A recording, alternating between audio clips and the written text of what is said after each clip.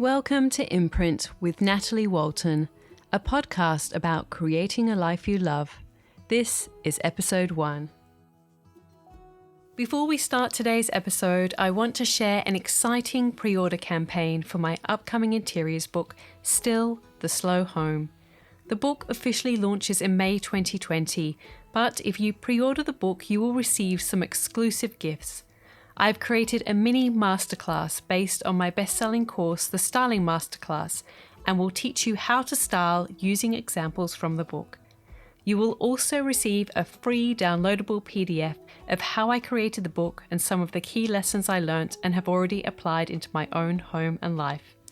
And if that's not enough, everyone who pre-orders the book will go into a draw to receive a free 1-hour consultation on a topic of your choosing. It can be a styling lesson, how to grow on Instagram, or ways to build a creative business. And if you feel that you have all of this sorted, you can even donate your consultation to someone in need. All you have to do is pre-order the book and keep your proof of purchase. All the details are at nataliewalton.com/still. Hello everyone, thank you for joining me today, this first episode of my podcast Imprint. I'm recording from my home in the hills above Byron Bay. A couple of my children are playing outside, the others are inside, and I've heard little footprints running up and down the hallway. So I'm going to just do my best and see if I can get this episode recorded. To be honest, I'm recording under very conditions to what I expected. This podcast has been in development for a long time and prior to COVID-19.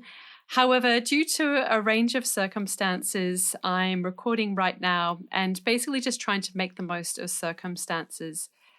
The start of it has been very different to how I expected in a couple of ways. As I mentioned, I wasn't expecting to be doing it while I had children home from school, but also I have started it many times, and I'm going to be really honest with you here. I have really struggled with recording this particular episode. I've actually recorded 2 other ones. I've recorded an interview and one of the episodes going forward, but this one in particular has been quite tricky, and I want to share that experience with you because in doing so, I've actually learned some valuable lessons. It's a lesson that actually keeps repeating in my life. So I'm really trying to pay particular attention to this one. And it might help you as well if you're working on a project. So what I've found is that I wanted to create this podcast because for 2 reasons. The first was that I wanted to bring some of the conversations from my books out of the page and into an audible interview format, because when I go to people's homes and style them, I get to meet all sorts of interesting people, and I really love the conversations that I have with them. And it's such a great opportunity to bring them to life, and so it's really well suited to the podcast format. So as I said, I've already recorded one of those interviews, someone from my book that I'm really excited to share with you in a coming week. And also, I really wanted to share some insights and lessons into my journey as a creative. Now, there's a couple of reasons I want to do that. The first is that when I was thinking about this podcast, I was thinking a lot about a blog that I used to write and create called Daily Imprint. Some of you might remember it. And I started to create that blog at a time when I was working at Real Living magazine. I was the deputy editor there for about 5 years. And again, I would come into contact with so many interesting and inspiring people. And while I was working at the magazine, I only have ever had about 500 words to write their story within the publication. But I really love to hear more about their creative journey and their business practice, or even their art practice. Many of them were artists, ceramicists, photographers, and so on.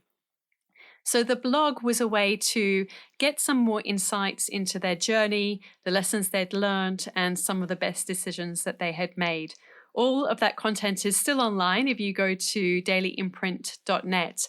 And I've always loved this idea of journeys and the choices that we have to make along the way, and how it really does inform the way that we go forward. Now, that blog in many ways gave me the courage to pursue my own creative journey. And so while I stopped doing it due to time constraints, it gave me the courage to leave the magazine and pursue my own career in a creative field. So I went to freelance first, and then I started to have more of my own business. You might have just heard some heavy footprints go past just then. So, anyway, I will continue. And I loved creating that blog. It was so inspiring to read everyone's answers and hear about their journeys and their lessons because they're all so different. And the reason I called it Daily Imprint is because when we create an imprint, when we do something, we create a mark. And we all have a different mark. It's like a fingerprint or a thumbprint. It's unique to all of us because we've all been on different journeys. We've all had different experiences. We've all learned different lessons. And I love this idea that we're all unique, we're all individual, but yet we can still learn so much from each other. So that's what that blog was about. And in many ways, this podcast is bringing that blog to light.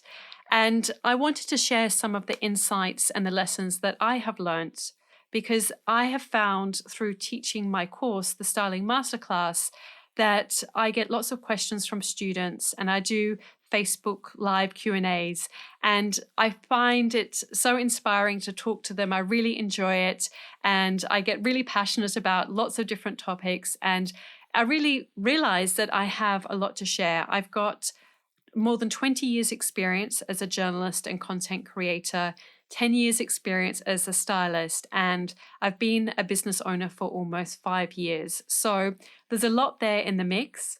As well as that, of course, I've created 2 books, done sellout courses and workshops, and I also have my own homewares business, which is both online and retail. So there's a lot of overlap with those different areas, but they do all feed in back to this idea of my own creative journey and the lessons that I have learnt. So I wanted to share, like I said, my insights and lessons as well as the interviews. And I have really struggled with this first episode for a few reasons. And it was really interesting because only a few hours ago, I had this insight that it was the same struggle that I was having when I was writing my first book, This Is Home. You would think that after being a writer for 20 years, that to write my own book would be easy. But what I actually found was that it was actually the hardest thing that I've ever done. Although this podcast is going to quickly becoming the second hardest thing I've ever done. But more on that in a moment. So the reason it was so hard for me to write my first book was because I had to find my own voice. When I say that, what I mean is obviously you can hear my voice right now, but I had to speak from my own place of truth. I had to really consider what it was that I wanted to say and why I wanted to say it. So when you work as a writer for hire or a journalist, you're writing to somebody's audience or readership. So when I was working at Real Living magazine, I was always writing for their readers. And the readers of Real Living magazine, they were people who had graduated from perhaps the fashion magazines, such as at the time Cosmopolitan. They were perhaps embarking on their first home and renovating it or decorating it. And it was really an entry point. It was affordable and accessible. It was fun. And so that was the type of language that I used. When I went freelance, I would write for publications such as House and Garden. Now, they had an older demographic, and so I had to change the tone of my language to suit their readership. Now, when it came to writing my book, I got to choose basically what my language was, who I was writing for. And I had so much choice, so much freedom, but it was actually crippling. And I really had to dig deep and work out what I wanted to say and why I wanted to say it. I had to work out what mark that I wanted to make. And this is something that I've always given a lot of thought to. And I did a lot of research while I was creating the book about decision making, because that's one of the things that people struggle with the most when they're creating their interiors or even styling, is the decisions to make. There are so many decisions. And we live in a world right now where we have so many choices. Even right now in COVID, we still have access to high-speed internet. We really have, even though the circumstances are quite dire in many countries, and I'm not for 1 minute trying to dismiss it, but really we're so fortunate in the sense that we can still stay connected with each other. We can still have access to online shopping if we need to get certain things, and we have so much at our fingertips. So when I was creating the book, like I said, I was really struggling to find my own voice. And that first chapter, those first couple of chapters, I rewrote so many times, and I was getting really frustrated with myself. And I was getting exasperated because the one thing that I wanted to do in my life more than anything was to create a book. It's something that has always been my dream. And I was given this opportunity to create a book. I had a contract and I really wanted to do it. And I'd even gone around the world and shot all these homes and met these amazing people. And it was easy to write their stories because that was them. And that I was writing about their homes. But when I had to write about my ideas, my thoughts, my philosophy, my take on the world, that was really hard. So in my research for the book, I came across the book, The 7 Habits of Highly Effective People. It was a book that I used to actually laugh at my dad because he had it, and then my husband, he had it when we first met. And I sort of basically poo-pooed it a bit because it was a bit of a self-help type book. But then for whatever reason, I actually started to listen to it as an audiobook because at the time I was traveling to and from Sydney a lot from the Central Coast. And I really loved it. I really loved what he spoke about, and it really resonated with me because what he was saying is that when we're trying to make a decision, we need to get in tune with our values, what we value most. And I really had a big think about what I wanted that book to be and what message I wanted to share. And I realized that what I wanted it to be was something that was timeless. I wanted somebody to be able to pick it up in 5 years' time and it still feel just as relevant as what it was when it was first published. So I was really careful with the language that I used. Just to give an example, I didn't refer to any type of technology or software programs. I really didn't want to make it date in that way with the language because I realized how quickly and easy technology can date. So what I had to do is I had to dig deep and think about what was most important to me. And to me, it was to create a book that was timeless. And I wanted to share the values that I thought were most important in a home. And so once I got that, then I could start to create. And then I got into a state of flow. And then the rest of the book came out. And I'm so proud of what I was able to achieve because I overcome those initial hurdles. And then I can see now that that book, 2 years on, it continues to be in the top 10 or top 20 on the Amazon category for interior design and interior decorating. And it continues to resonate with people. And that was my greatest wish for that book, was that it would really resonate. Because for me, I have always loved books. When I was a little girl, up until the age of 13, I lived in England and my mum would work on Saturdays and my dad would take me and my brother to the library. Every Saturday morning, we would go to the library and spend hours there. And I just lost myself in the world of books. I loved going on those journeys with the characters, and they've always held a special place in my heart. Then when I went to university, I remember going into Fisher Library for the first time at Sydney University. Some of you might know it. It's this amazing building and it has level after level after level of books, and you can walk through what they call the stacks, and it just resonated and I was in awe of that place. And I would just walk along the corridors of books and I was in reverence to these authors who had long since passed, some of them hundreds of years ago, but they had left behind a book that still resonated, that still was making an impact. They had left their mark. And so for me, that's what I love about books. And that is what I want to do with whatever I create. I want it to feel timeless. I want it to touch people in some way. With the books at the library, I mean, I would read poetry by Keats, and I was 19 years old, and it was hundreds of years old, and yet it still touched a nerve within me. And I loved that feeling, and it really resonated. So that was really important for me to create that book. And I got over those hurdles, and I kept pushing on, and I got there in the end. Now, I thought that that was all over with, but as it turns out, when I was creating this podcast, I've gone through the same process again. I have written about 3 scripts.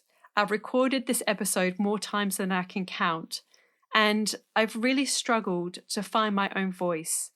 And so right now, I've thrown the scripts to the side, and I'm just talking from my heart, because the reason that I have created this podcast is that I truly believe that we only have this one life to live.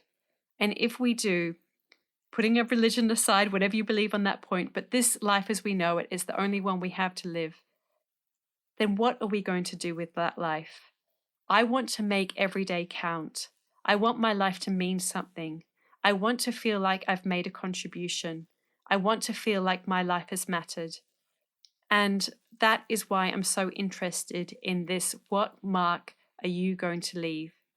Because I want you to think about that. I wonder if you have thought about that. It's certainly something that I think about a lot. And that can be different for all of us. We all have different journeys. We all have different paths to take. Yours can be in a quieter way. You don't have to have a podcast, of course, but you might want to touch people in another way. You might be really passionate about a charity and you want to get their word out, or you want to support them, or you want to work in that kind of area. It might be some kind of service that you offer and you really feel very passionate about that. But I think that what I learned from creating Daily Imprint, the blog, was that when you focus on something that you love, that every day is an opportunity for joy. And right now, I think that's something that we should all welcome.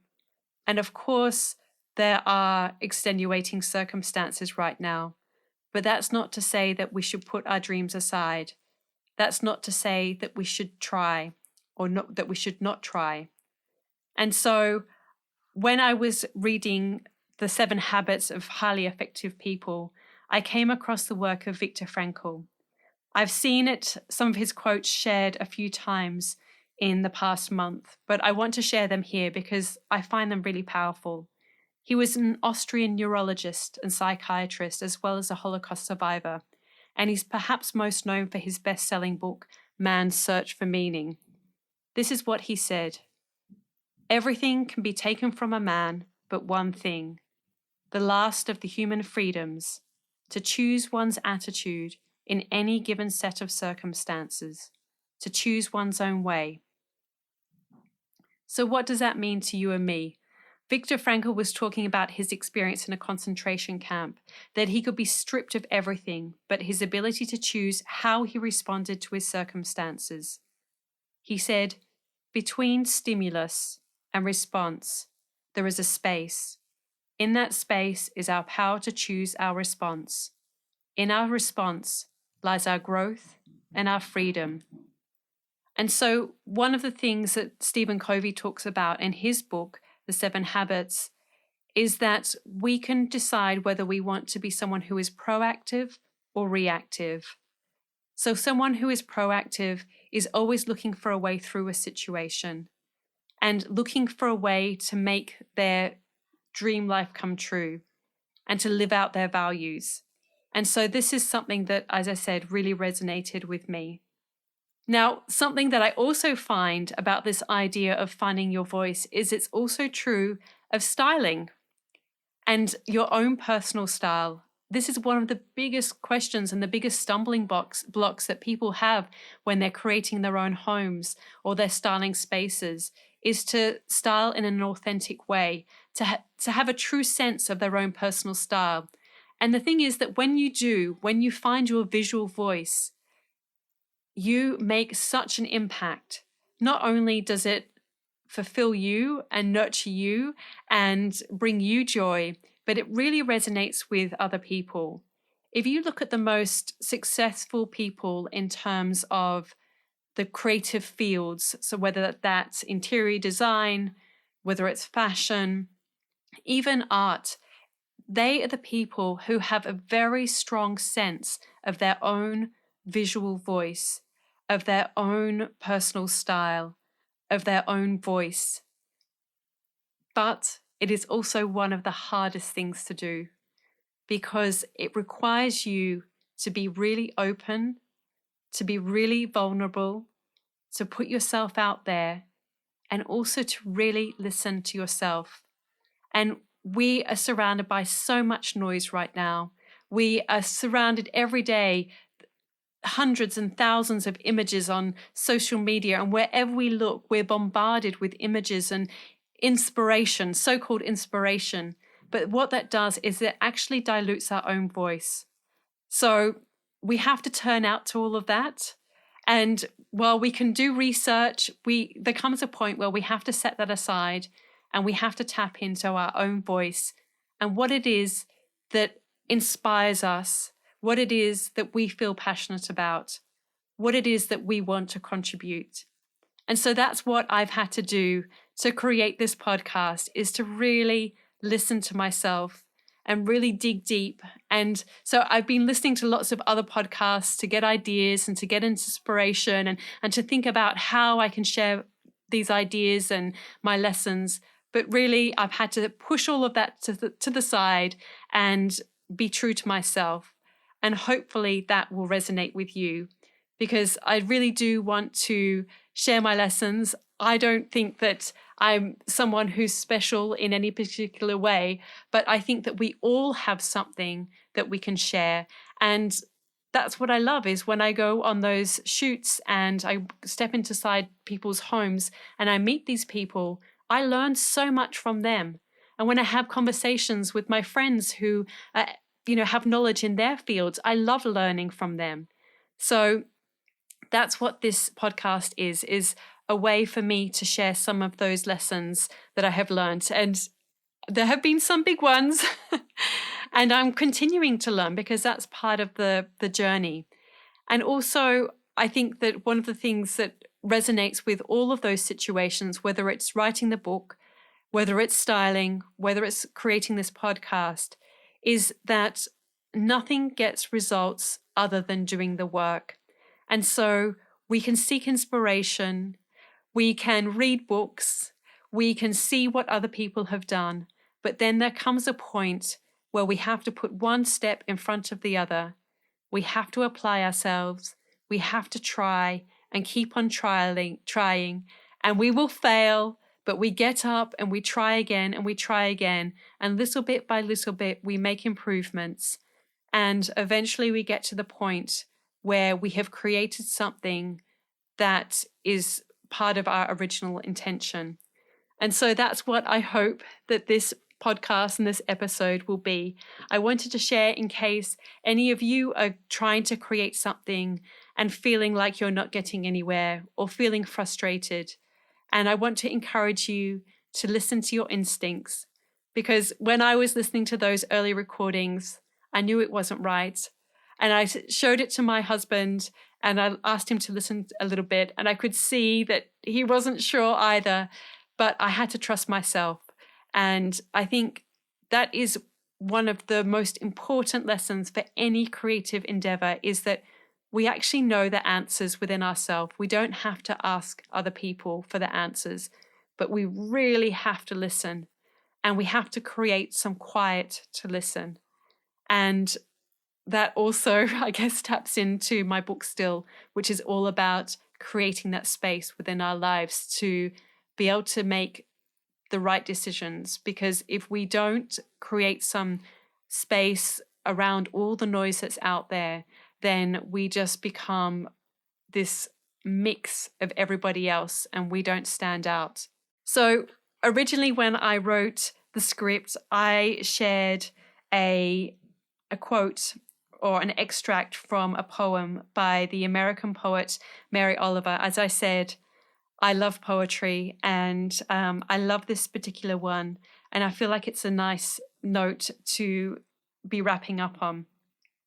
She says, "Tell me, what is it you plan to do with your one wild and precious life?" And so I want to leave that question with you. What is it that you plan to do with your life? What do you want to do that inspires you and feels like it's part of your true self? Please let me know. I look forward to hearing from you.